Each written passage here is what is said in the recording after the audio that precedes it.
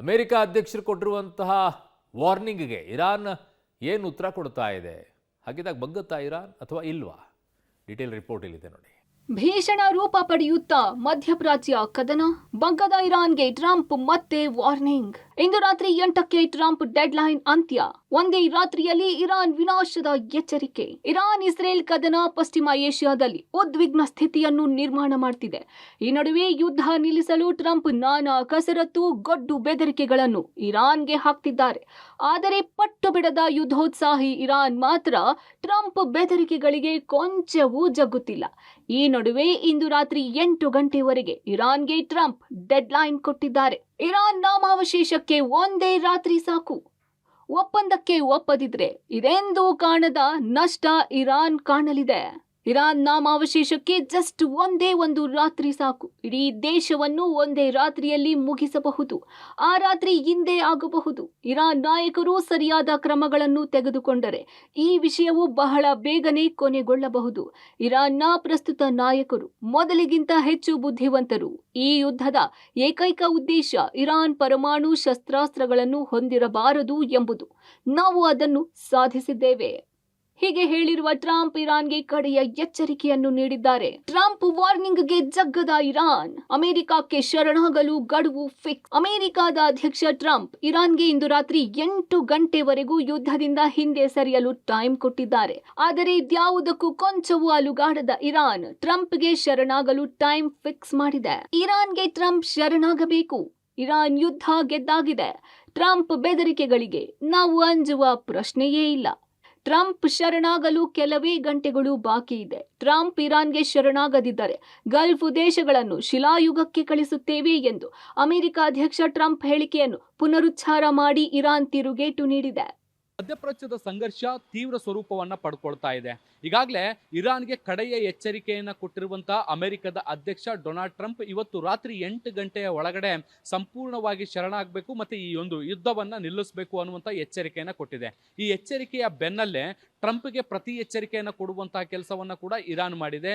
Donald ಟ್ರಂಪ್ಗೆ 20 ಗಂಟೆಗಳ ಸಮಯಾವಕಾಶವನ್ನು ಕೊಟ್ಟು ಈ ಅವಧಿಯಲ್ಲಿ ಯುದ್ಧವನ್ನು ನಿಲ್ಲಿಸಿ ಅಮೆರಿಕ ಸೋತಿದೆ ಅನ್ನುವಂಥದ್ದನ್ನು ಒಪ್ಕೊಳ್ಬೇಕು ಅನ್ನುವಂತಹ ನಿಟ್ಟಿನಲ್ಲೂ ಕೂಡ ತಾಕೀತನ್ನು ಮಾಡಿದೆ. ಆ ಮೂಲಕ ಈ ಒಂದು ಸಂಘರ್ಷದಲ್ಲಿ ಇರಾನ್ ಗೆದ್ದಿದೆ ಅನ್ನುವಂತಹ ಹಕ್ಕನ್ನು ಸ್ಥಾಪಿಸುವಂತಹ ಕೆಲಸದಲ್ಲೂ ಕೂಡ ಈಗ ಸದ್ಯಕ್ಕೆ ಇರಾನ್ ಮುಂದುವರೆದಿರುವಂಥದ್ದು. ಹೀಗಾಗಿ ಈ ಹಿಂದೆ ಯಾವ ರೀತಿಯಾಗಿ ಅಮೆರಿಕದ ಅಧ್ಯಕ್ಷ ಡೊನಾಲ್ಡ್ ಟ್ರಂಪ್ ದಾಳಿಯನ್ನು ಮುಂದುವರಿಸಿ ಇರಾನನ್ನು ಶಿಲಾಯುಗಕ್ಕೆ ತಳ್ತೀವಿ ಅಂತ ಹೇಳಿತ್ತು, ಅದೇ ರೀತಿ ಮುಂದಿನ ಹಂತದಲ್ಲಿ ದಾಳಿಗಳನ್ನು ಮಾಡಿದರೆ ಅಥವಾ ತಮ್ಮ ಷರತ್ತನ್ನು ಒಪ್ಪಿಕೊಳ್ಳದೆ ಇದ್ರೆ ಮಧ್ಯಪ್ರಾಚ್ಯದಲ್ಲಿರುವಂತಹ ಗಲ್ಫ್ ದೇಶಗಳನ್ನು ಶಿಲಾಯುಗಕ್ಕೆ ತಳ್ತೀವಿ ಅನ್ನುವಂತಹ ಪ್ರತಿ ಎಚ್ಚರಿಕೆಯನ್ನು ಕೊಟ್ಟಿದೆ. ಇರಾನ್ ಮೇಲೆ ದಾಳಿಗೆ ಟಾರ್ಗೆಟ್ ಹಿಟ್ ಲಿಸ್ಟ್. ಅಮೆರಿಕ ಇಸ್ರೇಲ್ನಿಂದ ಪ್ರತ್ಯೇಕ ಲಿಸ್ಟ್ ರೆಡಿ. ಇಂದು ರಾತ್ರಿಯೇ ಇರಾನ್ ನಾಮಾವಶೇಷ ಆಗಬಹುದು ಎಂದು ಟ್ರಂಪ್ ಎಚ್ಚರಿಕೆ ನೀಡಿದ್ದಾರೆ.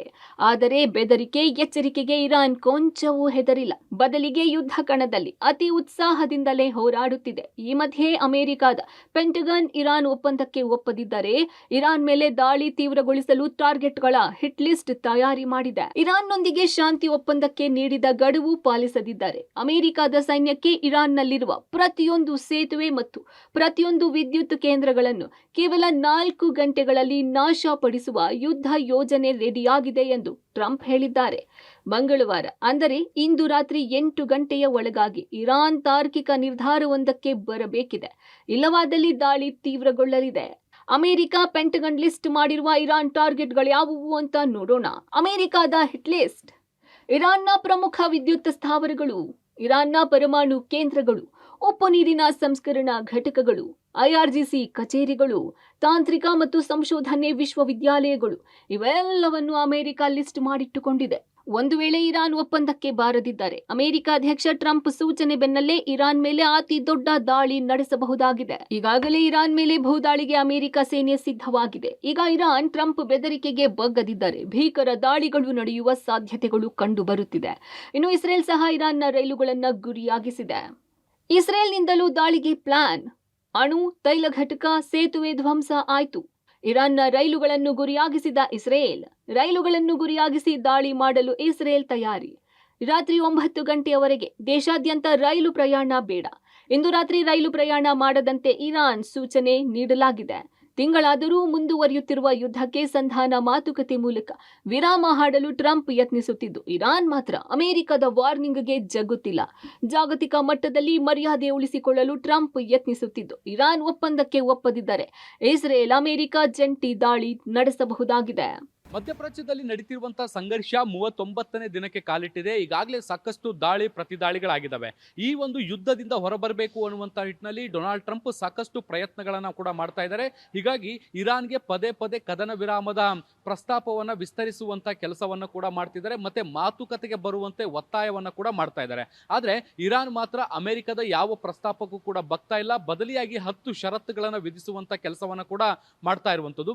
ಇವತ್ತು ರಾತ್ರಿ 8 ಗಂಟೆಗೆ ಕಡೆಯ ವಾರ್ನಿಂಗ್ ಅನ್ನು ಕೂಡ ಡೊನಾಲ್ಡ್ ಟ್ರಂಪ್ ಕೊಟ್ಟಿರುವಂತದ್ದು. ಹೀಗಾಗಿ ಇವತ್ತು ರಾತ್ರಿಯ ಬಳಿಕ ಮಧ್ಯಪ್ರಾಚ್ಯದ ಯುದ್ಧಕ್ಕೆ ಮತ್ತೊಂದು ಮಹತ್ವದ ತಿರುವು ಸಿಗುವಂತ ಸಾಧ್ಯತೆಗಳಿದ್ದು, ಬಹಳ ದೊಡ್ಡ ಪ್ರಮಾಣದ ದಾಳಿ ಪ್ರತಿದಾಳಿಗಳಾಗುವಂತ ಸಾಧ್ಯತೆಗಳಿದೆ ಅಂತ ವಿಶ್ಲೇಷಿಸಲಾಗ್ತಾ ಇದೆ. ಒಟ್ಟಾರೆ ಮಧ್ಯಪ್ರಾಚ್ಯ ಸಮರ ವಿನಾಶದ ಹಾದಿ ಹಿಡಿಯುತ್ತಾ ಇಲ್ಲ ಸಂಧಾನ ಮಾತುಕತೆ ನಡೆದು ವಿರಾಮದ ಹಾದಿ ಹಿಡಿಯುತ್ತಾ ಎಂದು ಗೊತ್ತಾಗಲು ಕೆಲವೇ ಗಂಟೆಗಳು ಬಾಕಿ ಇವೆ. ಎಲ್ಲದಕ್ಕೂ ಇರಾನ್ ಒಪ್ಪಂದಕ್ಕೆ ಒಪ್ಪಬೇಕು, ಹಾರ್ಮುಜ್ ಜಲಸಂಧಿಯನ್ನ ಮುಕ್ತಗೊಳಿಸಬೇಕಾಗಿದೆ. ಶಬೀರ್, ಪಬ್ಲಿಕ್ ಟಿವಿ, ನವದೆಹಲಿ.